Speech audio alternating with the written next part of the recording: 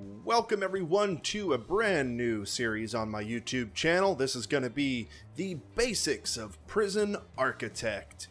I purchased this game during the Steam Summer Sale and I absolutely fell in love with it.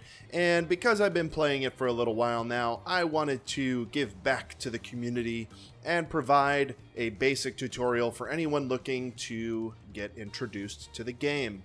So here we have Prison Architect. It is available on Steam, it is available on G2A for a much cheaper price.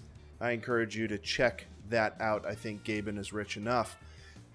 So what we have in front of us here is the UI for the game. I won't be going over a ton of details, only because a lot of these buttons have tooltips associated with them that will give you fantastic descriptions as to what they do.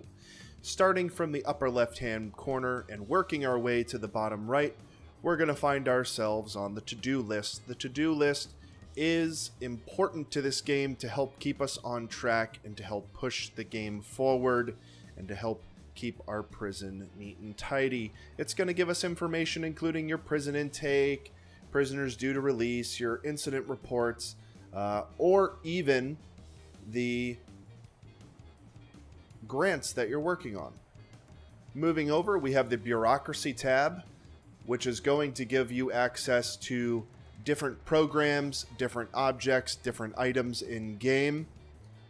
The prison grading system does exactly what you think it does. Going to go ahead and give you an idea of where your prison sits and how well it is doing. The main menu is exactly what a main menu is.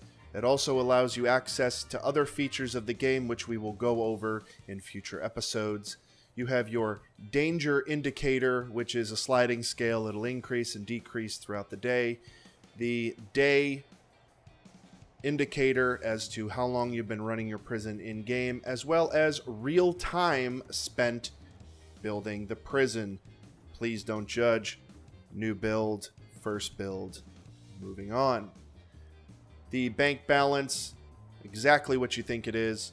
It is the cash that you have available to build and add objects to your prison. The daily cash flow, how much money do we have going in versus going out. The guards tab, which is going to tell you what the guards are doing and how many you have available. You have the prisoners tab, which is going to tell you how many of each prisoner you have and how many can you safely house. Moving to the right-hand corner of the screen, we have a clock. The clock is doing exactly what you think a clock is doing. It's giving us the time indication in-game, and underneath that, it is giving us a breakdown of the regime. What level of security prisoner is supposed to be doing at that specific time. For instance, minimum security is on free time, medium is supposed to be sleeping, and maximum is in lockup. Underneath that, we have time warping buttons, so we can pause time, we can go at the normal pace, double the speed, or triple the speed.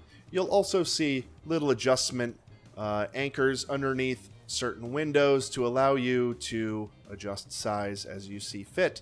Moving to the bottom left hand corner, we have the building materials and we have the resources to actually manage and expand your prison, the foundations tab, the materials tab, the rooms tab, which is very, very important in this game to assign specific functions to specific rooms to accomplish specific goals. You have the objects tab, which is expandable, comes equipped just like the other tabs with this handy search bar, very, very useful.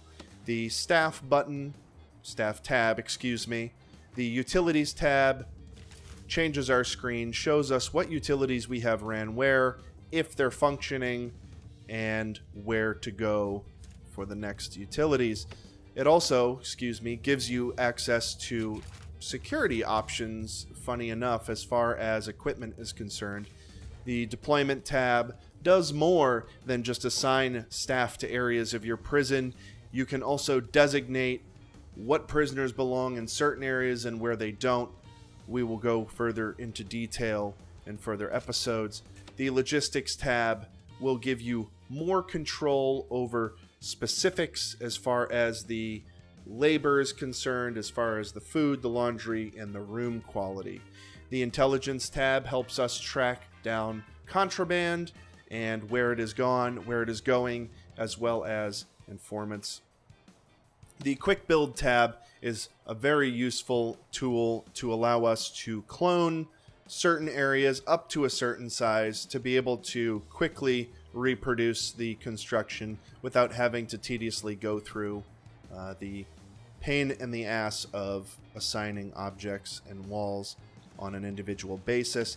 Love the planning tool. Self-explanatory, allows us to chalk up a idea that we have for buildings or objects inside of buildings just to see and make sure that we're not building too much or too little.